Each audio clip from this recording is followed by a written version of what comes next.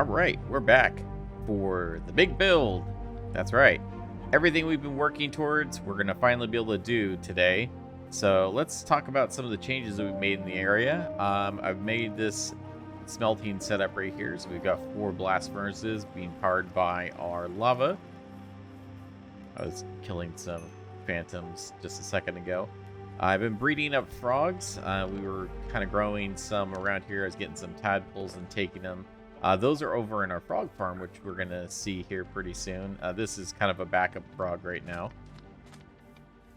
And then, of course, this right here is a concrete maker. So this is a waterlogged block. And then every time I break this, it dispenses me another concrete. And I can go ahead and process stacks like that. And what do we need all this concrete for? Well, for our big build, which we're going to be doing. Also, of course, we built this giant wool farm previously, and this has supplied us with a ton of wool. This is good for our build as well as spawn proofing different things. In fact, it's already almost full, which is ridiculous. And let's head on over to the build site. So I'm going to be terraforming this a little bit. Right now it's pretty flat, but we're going to have a giant build that we're going to be doing that's going to stretch up several hundred blocks tall. And it is going to take up a good portion of this area. It's going to be a nice monument to one of our fan favorite creations of mine from last season, Wardenman. How appropriate.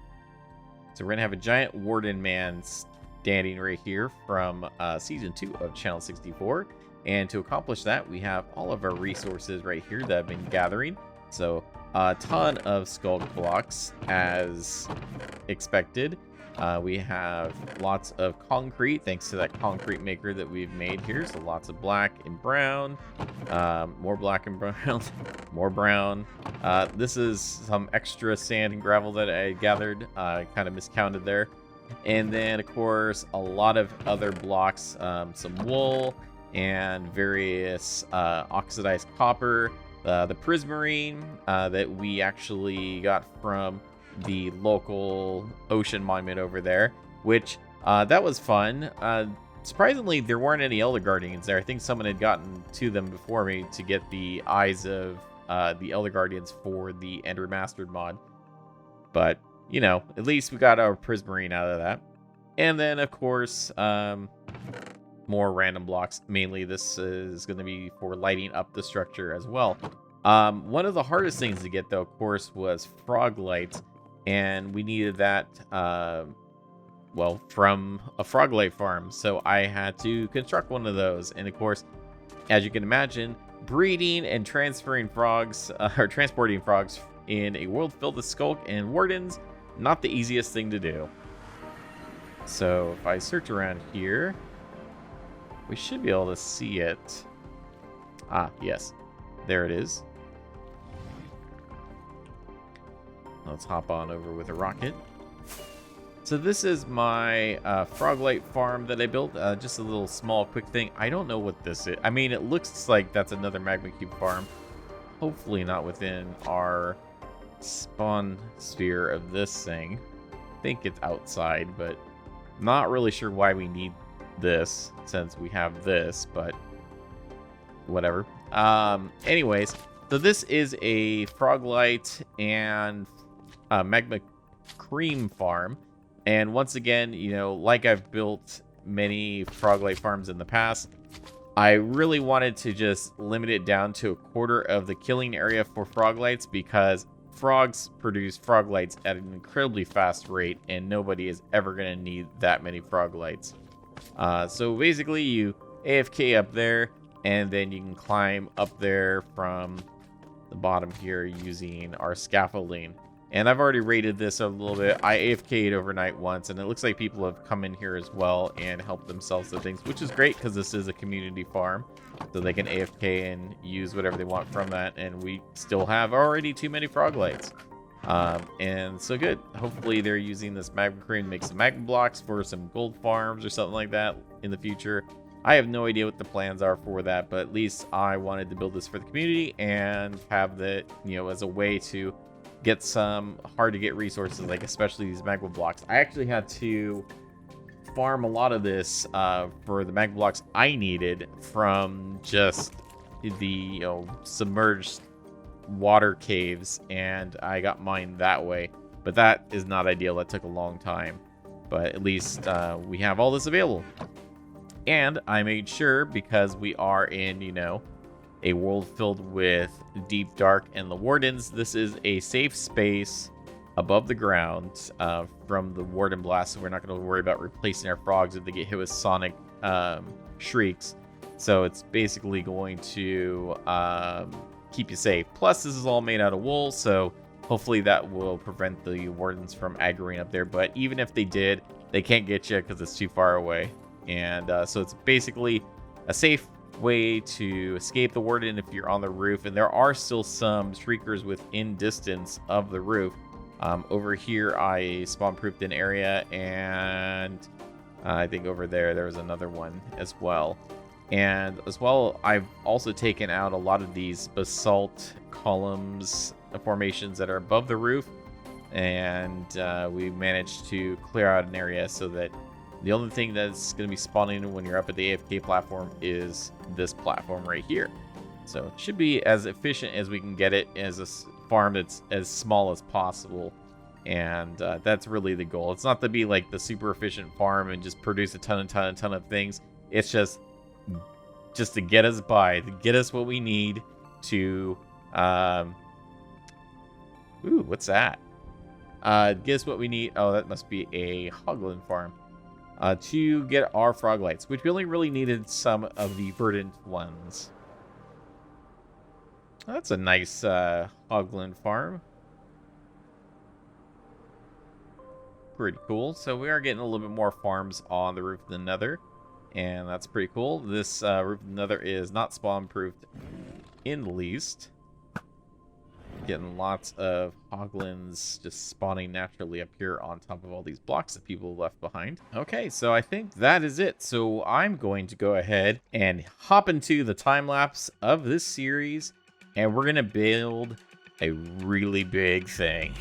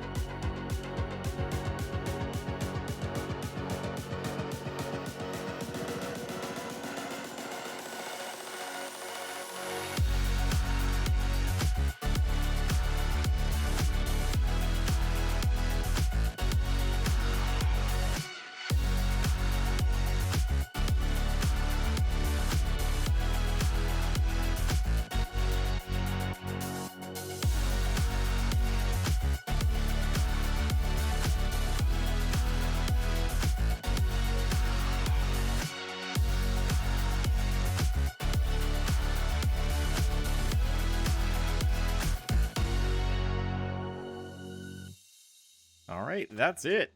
It's the big build. So this, of course, is a giant statue of the one and only Wardenman from Season 2 of Channel 64. So it's one of my 8 robot masters, and of course, his likeness is based off of the Minecraft Warden itself. And I thought this would be a perfect way to homage, leave my mark on this server, and yeah, like pay tribute to the wonderful creation that is Wardenman. So I've got this kind of dynamic pose here as he's, reaching out over the ocean. I thought about some other stuff to do with this build, and I could have gone and created a second build, maybe an actual Warden somewhere out here, and it could be like firing a blast at him or something like that. But honestly, that would be, a lot more of a grind, and this grind already took weeks to put together. It took a very long time to gather the blocks that were needed for this. I believe he was, I don't remember the exact count, several thousand blocks. So it was almost 12 shulker boxes of Sculk blocks, which I mean, in Warden world's not such a big deal. Black concrete was quite a big deal. So that was 9 shulker boxes. We also had 3 shulker boxes of brown concrete, and wool as well, 2 shulker boxes. So a lot of this stuff added up, and when you consider that most of the Sculk is replacing some of the usable sand and whatnot, it was hard to actually be able to get all of that sand. I did end up coming here and mining this down flat, which did give me the majority of it, but I also had to go do some mining over there. I had to mine on the bottom of the ocean. In fact, that's where I got all my gravel for all this, is because if you actually go down to the bottom of a cold ocean, which we can't really see too well, normally there is a layer of gravel on the bottom. As you can see, this has been picked completely clean. Well, almost completely clean. There's a few left behind here. But I had to really go and scrape the bottom of the ocean to get all that gravel. So it was quite a nightmare, and I would not want to have to do that again for another giant build. So we're just going to leave Wardenman as it is. Now, what was I going to do with Wardenman? Didn't really have a plan that far. I thought I could put some farms inside of there, and so I started doing that. So in here we have some creeper farms, and actually this is, I believe, like a couple layers. So we got 1, 2, 3, 3 layers of creeper farm, and this is working based off of snow golem aggro. So basically the snow golems will fire snowballs at the creepers as they spawn in, and that gets them to walk over here, and then they fall down and get burned up in the fire. And then of course, to AFK this and any other farms we were going to put in here, we would go up to our designated AFK area, which is as we climb up here. And this is mainly just to get some rockets because I was short on rockets. It's hard to see, but there's a lot of room in here to fly. So we're just gonna, like, I can't even get to the top of this thing with just a couple rockets. That's how tall this thing is. Let's see. I thought I marked. There's the AFK spot. So if we put ourselves right here, this is kind of an area where the bounding box of your despawn sphere is within everything.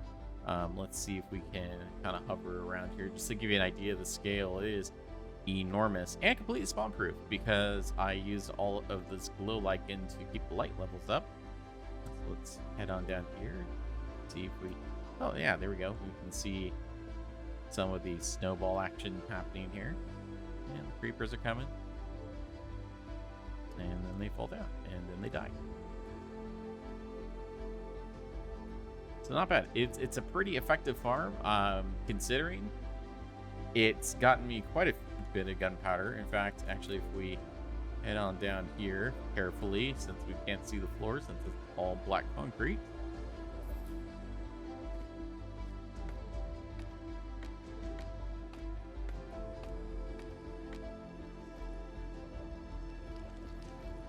I mean, that's full, that's full, that's full.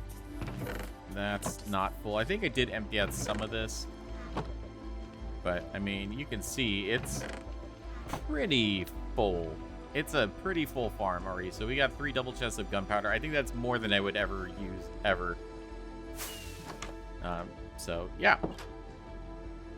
But that's it. I think that's about all that we have left in us for this series. It's been quite a ride to be able to play with other people on my mod. I really do enjoy Deep Dark World, and it will be coming back soon. I've still got plans for the future, an actual hardcore series, so look forward to that. It's going to be a little different, but also a little bit the same. So I'm hoping to get to that at some point in the future. But for, I think, Warden World and the RaysWorks server, that is all for now. And until next time, safe travels, everyone. Have fun.